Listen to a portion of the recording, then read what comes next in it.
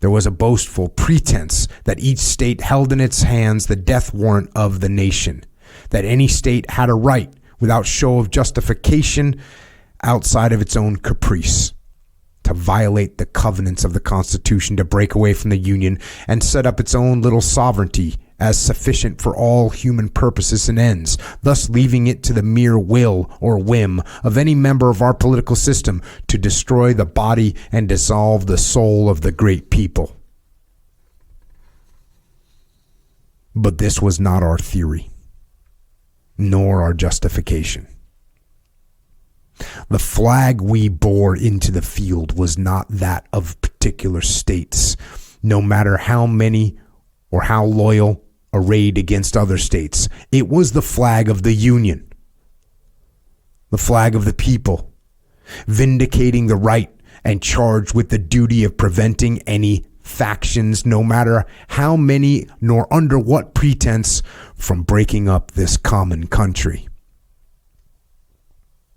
It was the country of the South as well of the North. These men who sought to dismember it belonged to it. Its life was a larger life, aloof from the dominance of self-surroundings, but in it their truest interests were interwoven. They suffered themselves to be drawn down from the spiritual ideal by influences of the physical world. We fought against no state, but for its deliverance. We fought the enemies of our common country to overthrow the engines and symbols of its destruction wherever found upon its soil. We fought no better, perhaps, than they. We exhibited perhaps no higher individual qualities.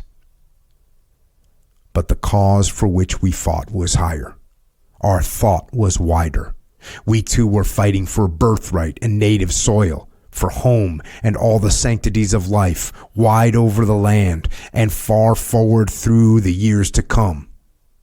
For all this belongs to us and we to it. That thought was our power. We took rank by its height and not of our individual selves.